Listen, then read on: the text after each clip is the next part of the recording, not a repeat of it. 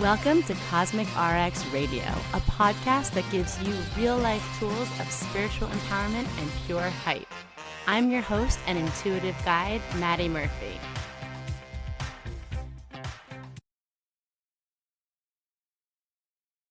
This week, the sky is giving cosmic plot twist energy. As always, this is the retrograde season, so would we expect anything less? But with a little, maybe sexy side of say less, feel more, which I know is something you are radically good at because you are a cosmic bad bitch with a good heart if you are here listening to this. And on that note, welcome, my friends, my lunar lovers, my witchy weirdos, modern mystics. Let's get into it, right? Welcome to today's episode. I'm your host, I'm your guide, Madi Murphy. I'm your cosmic consultant. I am your messy metaphysician, just like your best friend on this wild ride of being a human. And we're going to get into what the planets really are inviting us, guiding us to align with this week, because sometimes just being a human, the WTF of it all is so much. And I just want to remind you, if you're here, then that means you're already cosmically attuned. That means you're already a step in the right direction. And I'm going to just interpret how I think the stars are helping remind you of your power, of your awesomeness, of your magic, and how we can move with more intention instead of frustration. To let our intuition lead us instead of influence, to let self-love guide us instead of self-loathing. And yeah, can we even be guided by some pleasure instead of pressure? Imagine that. So this week, we're going to be talking about Mercury. It's officially retrograde when this podcast comes out. Mercury has started moonwalking through Sagittarius. What does this mean for you? And we're going to talk about another retrograde that enters the party, good old Jupiter this week. So let's take a deep breath. Let's unclench our jaws. Let's unclench our butts a little bit together. And just trust that the most important thing for you to do right now is just be here now.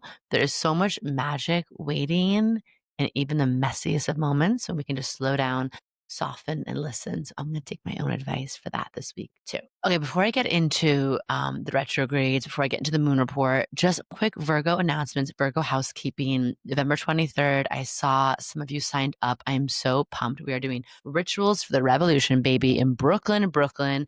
Yeah, in Mamdani City, baby, in the beating heart of what I hope is the revolution in terms of what we can expect moving forward, right? We saw an amazing, just our first little bit of hope core this past week in the news with these most recent elections. And of course, New York was the heart of that. So what's a better place to gather? My friend, Amanda Baudier, who's an amazing spiritual mentor, grounded, real AF, and really walks the freaking talk. We're going to be doing an afternoon ritual. Oh my God, an afternoon workshop that's 90 minutes.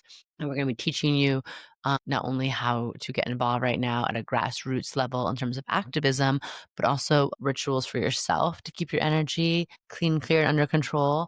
We're going to be talking about some light, hexing the patriarchy, how we can use astrological magic and intention to really weave and manifest, just like we manifest on this singular level. We can manifest in the collective consciousness right now. And also, I just put together the sickest goodie bags. Yeah, everyone who comes gets a copy of my book, gets a bedazzled whistle, an ice whistle, if you will, and some other really amazing things. A bad bitch lighter might be included. Anyway, join us for ritual, community, and just revolutionary togetherness and tenderness. That's 11/23 if you're in the New York area. And then January 9th, the Cosmic Call at Kripalu. This is really a way to start the new year in alignment with your divine assignment, to kind of clear out the clutter, turn down the noise, and get really armored up, get really energized for the year ahead in terms of your purpose, an astrological map of who you are and the big dates for you for the year. But again, we're going to be doing rituals. We're going to be having dress up. We're going to have play. If you've been feeling blocked creatively, if you've been feeling like you're ready to lead, but having wounds around visibility, if you're just ready for in-person community with people who get it, then come join. I know some people coming, and it is an elitely magical crew joining already. So come on down for a weekend full of just purpose, pleasure, power, and all that good stuff. And then last but definitely not least, our shadow work mini course is available now. This is for you if you have been feeling like the same lessons keep showing up in new disguises. If you feel like uh, you're just really blocked on manifesting, if you feel like you can't get out of your own way, there's been lots of self-sabotage happening, or you just feel like numb or disconnected and you can't figure out why, I'm going to invite you to do this. It's a 5-day guided journey with me, with audios, journal prompts, rituals. We bring astrology into it. This is the season. This is quite literally the time to integrate your shadow, which means bringing back your power, which means owning more of your magnetism, which means becoming unfuckwithable. I owe my whole goddamn life to shadow work. And I've been reflecting on that a lot lately. And we wanted to do this as a really affordable, accessible course. It's $33. You know, here we give away a lot of stuff. We like to keep things cheap. We're here to democratize magic. So check that out if you're interested. Now let's get into the moon report. Who wants to talk about the moon? Okay, so I do. I had the pleasure of having a chat with a very amazing, very talented young businessman who does digital marketing. Shout out to Kamar if you're listening. Got some projects here, and he's not only very smart and strategic when it comes to marketing, but he is spiritually inclined. And so he was listening to the podcast and he was like, that's so cool. I never knew about the moon or really the kind of the cosmic side of some of the more spiritual practices. And I just want to remind everyone that like, if you're here, whether maybe you've been here since day one of the podcast or with us since like 2020, or maybe you just stumbled upon this or a friend sent it to you, I just want to really remind everyone the moon is one of the most powerful guides that we have on our journey. Everything in the planets is the planetary energy affects us on Earth, right? As above, so below. What is happening in the planets? It's not dictating, it's not telling us, who to be or what to do, but there's a mirroring. We can understand ourselves better through the planetary poetry that's happening and help us articulate our inner world better, understand our own unique cycles, phases, our superpowers, our obstacles. It's really like another language that we could speak, and that language can become everything from a playbook to, like I said, poetry, to just doing like the deepest introspection of all time, or literally helping you like plan your week. That's why I love it, the practical and the magic of it all. And the moon is like the gateway to that. And I love it because the moon is really the luminary that all of us, no matter how little or how much we study astrology, right? We always can look outside and say, look at the moon. Last night, the Taurus moon was beaming over New York City. And I heard so many people be like, look at the moon, look at the moon. And obviously we're all trying to take photos and videos to no avail because she does not like to be captured like that. But the moon is our gateway. And the moon in astrology is really symbolic of our inner world and that inner connection we have to something much bigger than ourselves, but also deeper within ourselves than we might always tap into. So our feelings, our needs, our creative side, our inner child, our intuition, right? Like she is like looking at the moon is our like cosmic umbilical cord, remembering that we come from something much bigger than, paying bills, sitting in traffic and dying. So when I just wanted to get that little spiel, and we know the moon affects, right? The moon affects the tides, the moon affects animals. My dog was going berserk under the full moon this week. And so we are 3/4 water. So of course we're going to feel the water, which we know water equals our emotional selves. Our water is going to be affected by the moon. So the moon changes signs every 2.5 days. And in this moon report, I like to really break down what sign is the moon going to be in and how can we use that, again, as above, so below, as a reflection tool, as an anchoring point, as a little cosmic context to what we might be feeling. Because when we know what we're going to be feeling and we can put words to it, when we know better, we can do better, right? When we know what we're feeling, we can know what we need for healing. We can know what may be revealing.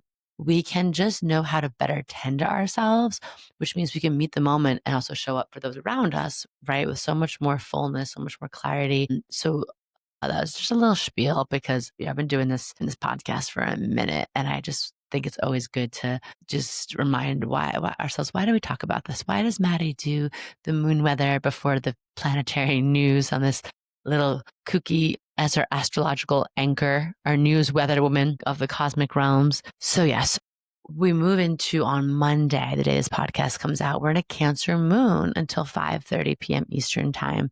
So we do want to think about, right, nourishing our nervous system, right? Cooking comfort food, tending to your, washing your sheets, like, oh my God, going to bed in a clean, like warm bed is very Cancer moon self-care. Call someone who feels like home. But just know on Cancer moon days, sometimes we can be more tender, we can be more sensitive. Big crowds or busy days can feel a little harder. And we might just have to tune into like our inner child or just a part of us that just needs a little extra love on those days. And we're going to look out for sometimes Cancer moons can make us feel tender and then can lead to being passive aggressive. The crab, Cancer of the crab walks side by side. I just encourage you on the Cancer moon days, like just to be direct about your needs. It's okay, right? The right people can handle that. Then we go into a Leo moon, right? The moon shifts into Leo, and that's going to be on Tuesday, November 11th, Monday evening, and Tuesday into November 12th afternoon, Leo moon. So Leo moon, when Luna shifts there, we want to think about playing, performing, honoring what makes you special, honoring what makes you sparkle, like posting the damn selfie. I want you to think about on those days, like November 11th to the 12th, how can we lead with joy, right? How can we choose play? How can we choose that feeling of, oh, I get to do this versus I have to do this? How can we create for fun? One of my favorite things about being a mom of two under two, actually, at the time of this recording. Little Jordy will be turning 2 on the 10th, and thus concluding my 2 under 2 chapter. But my Irish twin mama, my toddler mama, baby mama phase right now, one of the best parts about it is play, right? It's like playing dress up, coloring, creating, just going to a park and just like really slowing down and seeing again all of nature. And just like the cosmos are teaching us so much, nature is teaching us so much, and the playfulness in that, and making fun music and having dance parties and like being silly. Having children is such an invitation to do that, but under Leo moon days we all get to do that, right? Like my son freaks out when he sees any truck, not even a cool truck, like just literally a generic truck loading a Baldor food truck in the city. And he's like, truck, like beep, beep. And I'm like, oh yeah, like life is so cool. There's just like trucks everywhere. And so on Leo Moon Day, can you shift into that feeling of like awe and wonder for life again? Can you do something that helps you create for fun? Now on Leo Moon Days, we're not going to look into that place of chasing, someone's validation.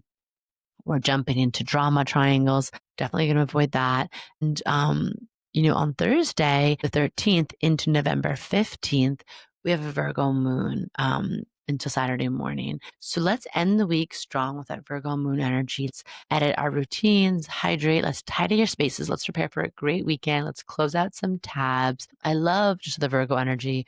One little, upgrade to the routine or clearing out something that's just weighing on you, that's cluttering up the mind. And then I just encourage you to avoid during those days micromanaging, overthinking, kind of getting caught in that analysis paralysis, that paralysis of perfection, right? We want to think about like getting it going. Done is better than perfect. Progress over perfection. Like moving, you can't really wait till you're ready because you have to start before you're ready to learn along the way. So I just encourage you to tuck that away in your mind on those days. And then Saturday, to Sunday, we have a beautiful Libra moon weekend. I love a Libra moon weekend. Sexy, Scorpio sun, Libra moon. It's like we're restoring balance and beauty. We're connecting with your people. We're freaking flirting with life, honey. Like the universe is literally trying to flirt with you. It's like, hello. Like, I'm like, hello, are you reading these messages? Like the universe is flirting with you. And flirt back a little bit. So let's avoid Libra moon days can bring up like big people pleasing things, waffling, avoiding conversations, avoiding just like even saying what you want. And I just love on a Libra moon day, the invitation of like practice, just even like with something as simple as going out to dinner, right? It's the weekend or plans. Like if you have an idea of something you want to do, say it. Even if you don't know, just practice being decisive, practice taking up space with that. You'll always feel good, okay? So let's go into planetary planning. And this is where I'm going to break down what are the biggest planetary movements of the week? What do they mean for us? What do we need to know about them in real life terms? And then, of course, just some tools, actionable steps, tools, practices as prescribed by the planets for you in digestible doses, just to make this whole, I don't know, humaning thing a little less hard. Okay, so as a reminder, we are in Mercury retrograde, right, in Sag, November 9th to the 29th. I talked about this a little bit last week. Mercury retrograde happens 4 times a year. It's not to punish us. I want to be abundantly clear on that. Mercury is just a very fast moving planet, which makes sense because what Mercury correlates with in astrology as it relates to us in the human experience is technology, media, communications, thoughts. These are things that all move incredibly fast. I mean, of course, cars and trains and planes move fast. Of course, technology moves fast, but nothing moves faster than your brain. You are the original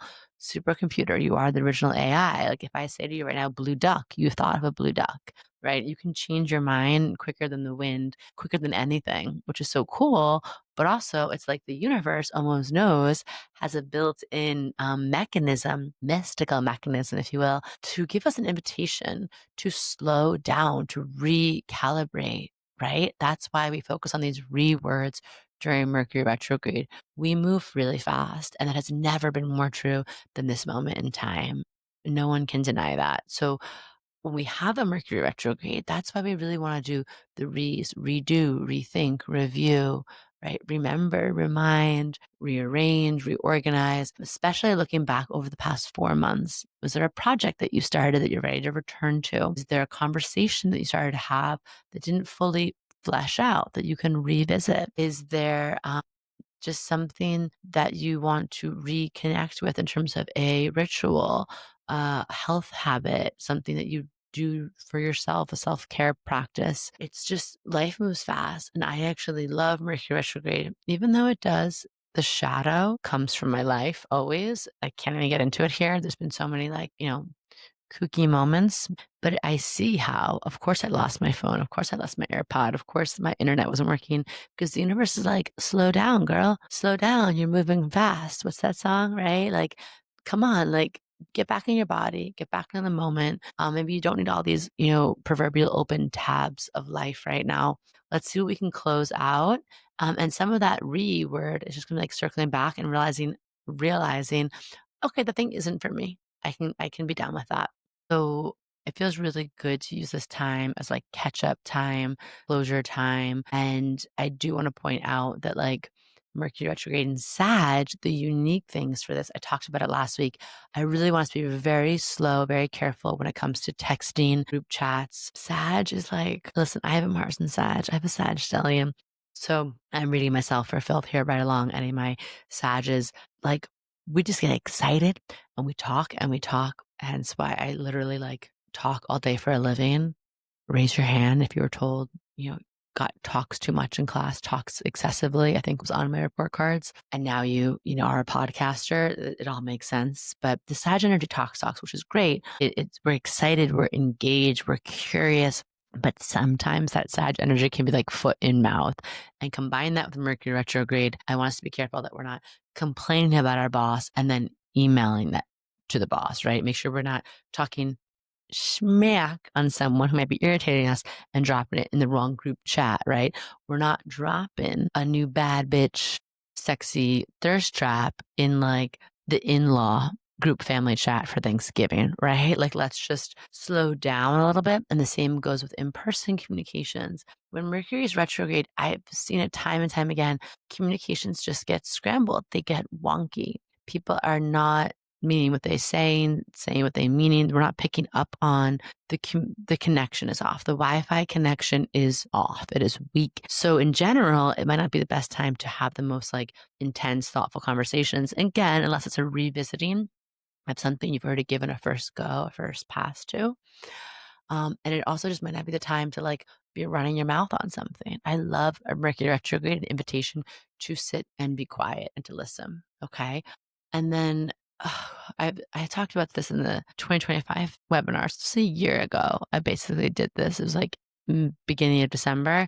And I said, oh, be careful. Oh, the last retrograde of the year is really going to affect us. It's the holiday season. We're traveling, whether we're talking about, it's going to affect us, right? Mercury rules travel, technology, communication. So it's like whether that's your gifts you're ordering or traveling to see family, things are going to be wonky. And now here we are, in the end of 2025, in the land of like no air traffic controllers. Government is still shut down at the time of this recording.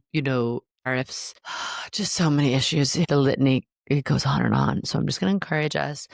First of all, it's a really good invitation with Mercury retrograde and Sag this year to shop small and shop local, because like your packages are going to get lost anyway. Going to be paying like crazy tariffs. And again, if you have a small business you love and you want to support them, of course, do it.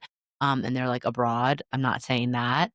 But I'm saying that it's like the universe is telling us in really clear, no uncertain terms that this is the time to do this. And also the travel. If you have to travel by airplane, especially just during this time, I want you to leave yourself so much time in another airport. I want you to take deep breaths. I want you to like have a killer playlist or audiobook, maybe my audiobook, shameless plug in the Cosmic Zone, narrated by moi. Or just something, because it's going to be hectic. I think at the time of this recording, I saw some headline where they were going to like possibly shut down planes. Can they even do that? But yeah, right. Like, so I don't have to tell you, but travel, tech, communication plans in general are going to be wobbly. So I want you to build in buffers. I want you to have backups. I also want you to have like discernment of like, just have your wits about you. Okay. So we're pausing before we're posting or speaking. We're reviewing also, and the more spiritual invitation under this retrograde is to review like beliefs, stories, worldviews that you have to live by. Edit what no longer fits. I remember Mercury and Sag last year retrograde. I've been doing this for a while, but last year I really was like, I really want to redefine what motherhood looks like and feels like based off what I've seen it, right? I had an amazing first year of motherhood with Jordy, but this time last year I was like, oh, another baby's coming. It's going to be harder maybe to hold that pose of how I want to show up authentically in motherhood as myself, as vibrant, as full, as being all these things and having like a sexy motherhood and all these things that I desired. And it was important for me. I really did a lot of retooling, rewriting, rethinking, finding expanders around me who were living that path. And just knowing that like no one's story is mine. I get to write it and rewrite it at any moment. So for you, with Mercury retrograde in Sag, it is a time to think about those things, right? Beliefs, stories. Similarly, it's a great time to revisit like your visions for the year, your vision board, your visions for your higher, ideals of your life. Where do you want to go? What do you want to do? Um, and check in with that and see like, are those things still aligned that I was dreaming of?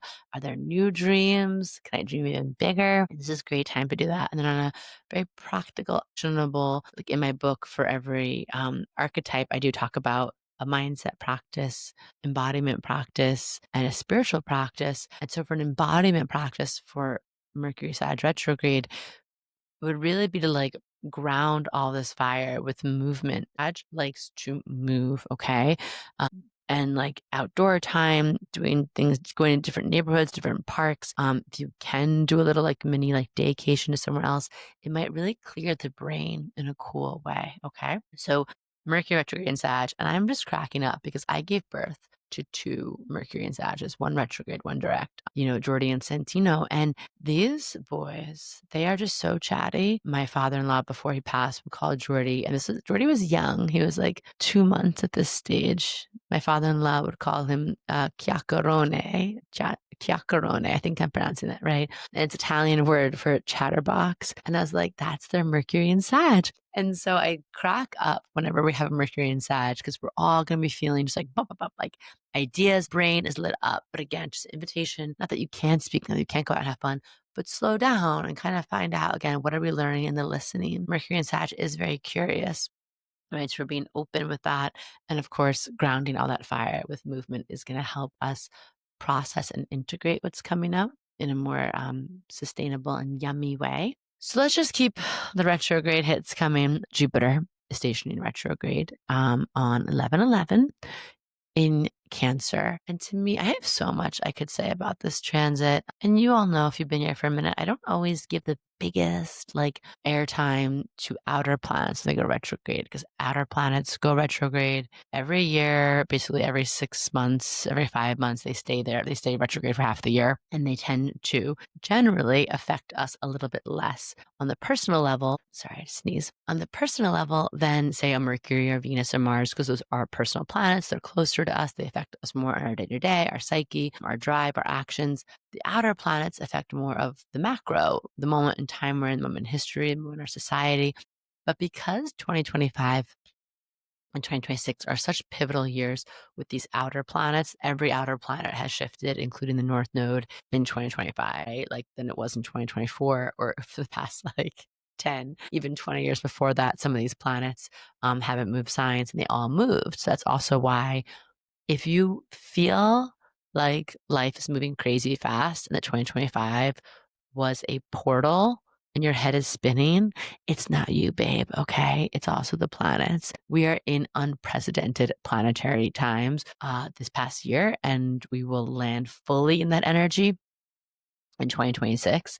And Jupiter retrograde in Cancer, I believe, has as a big part of the puzzle of what's going on. Jupiter in Cancer can amplify, good things and intense things. Jupiter in Cancer, unfortunately, can amplify senses of radical, nationalism, xenophobia, ethnocentrism. It's like Cancer, I must protect my home. But Jupiter in Cancer can also be the rise of the feminine, can be the rise of maternal, nurturing energy, taking care of one another, wanting to feed, protect one another. And I can say that 2025 seen like peak in both of this, right? And peak in both of these. And, Jupiter was crossing the ascendant of New York City when the election results were called. And it just felt so fitting. It felt so, anyways. And we also know Jupiter in Cancer, the United States is a Cancer. So everything is like amplified in all realms. Jupiter being the ruling planet of the United States too, because we're a Sag rising. So I'm pointing this out because I think we're all really feeling the Jupiter in Cancer of it. And like also to take care of each other, what do we have to do? We have to take care of ourselves first too, right? That's part of Jupiter in Cancer is like the mama energy of like, mama, you got to nourish and tend to your own roots if you're going to be providing all this shade and fruits and safety for those around you. So I want you to think about during this time, which is November 11th to March 10th, how can we like focus growth and inward? How can we turn inward to strengthen your emotional foundation? If you've been giving out a lot, maybe using this time, and it is kind of that perfect time of the year, the end of the year. I always say we're not doing a ton of new things. We're not pushing forward. We're reflecting, we're reviewing, and we're doing a lot of inner work to prepare us for the real rebirth that happens at the spring equinox, the kickoff to Aries season, March 21st. So Jupiter retrograde, can we say like, okay, what do I need to strengthen my emotional foundation? Where have I been not tending to myself or even betraying myself a little bit? How do I flip the script on that? I want you to think about redefining and questioning like success without safety is not success.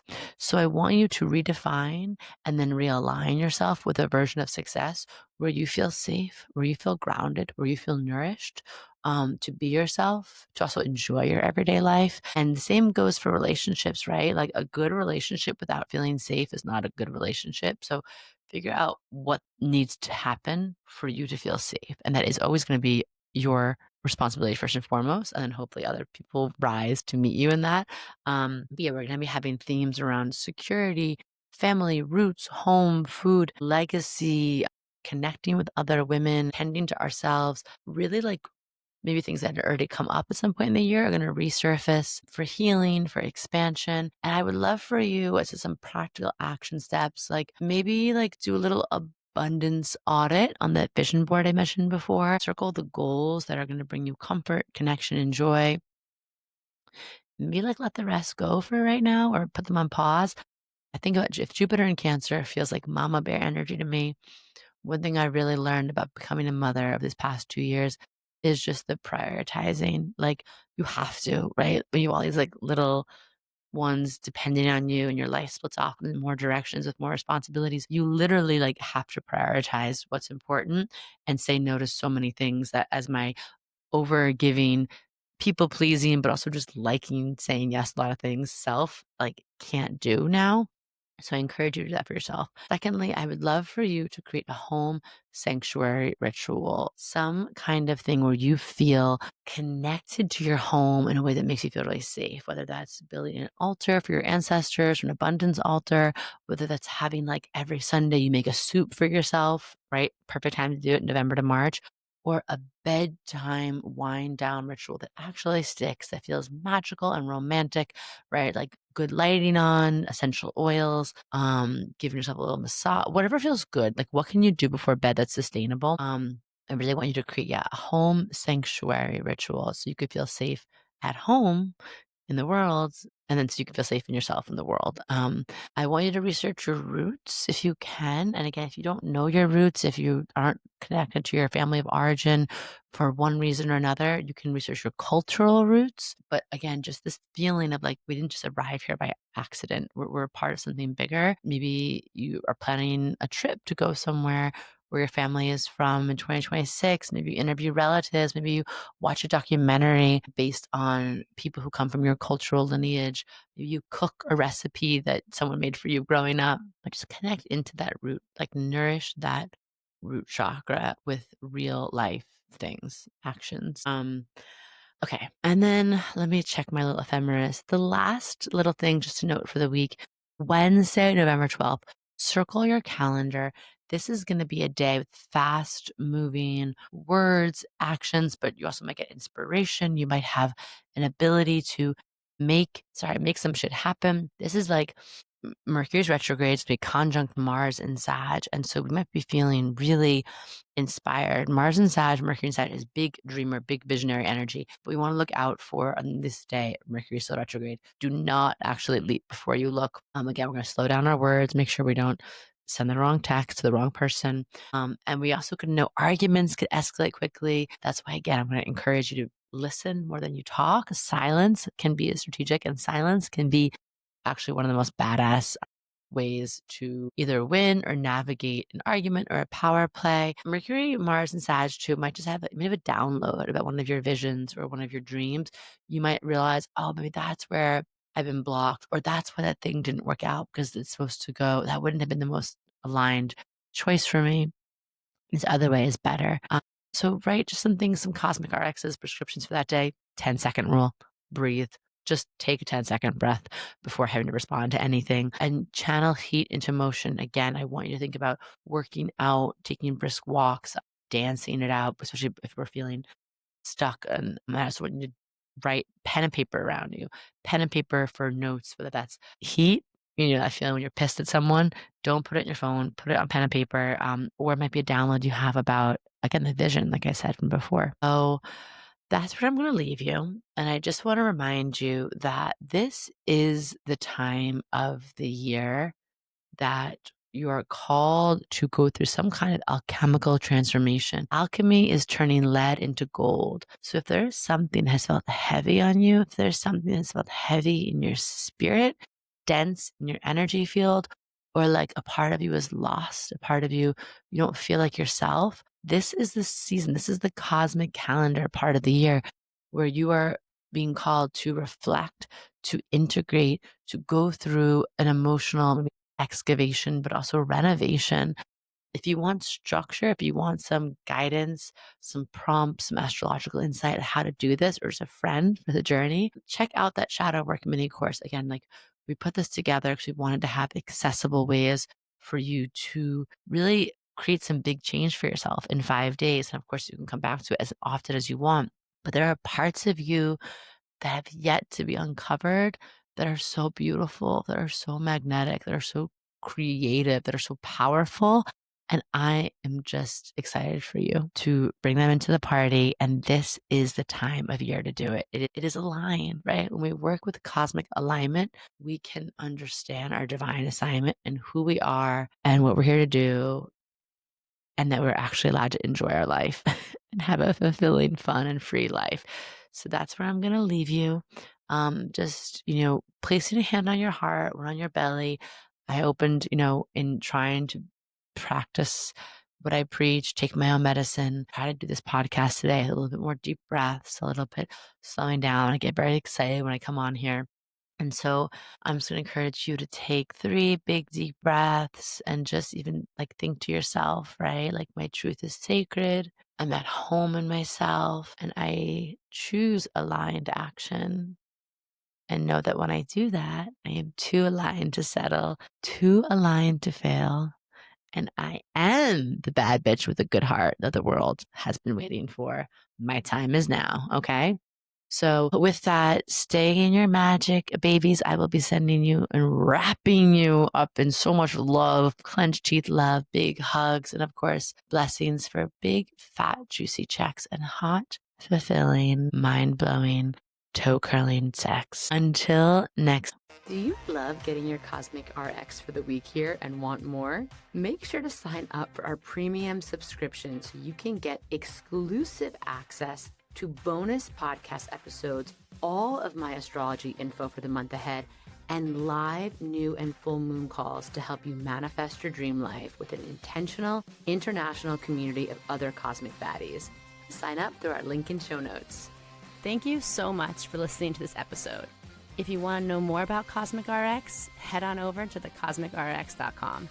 And if you really love this show, I'd love it if you left a rating and review on Apple Podcast or wherever you listen to podcasts. I super love hearing from you and reading your reviews. All right, you cosmic baddie, tune in next week. And until then, remember, love yourself fully, work your magic, and take no shit.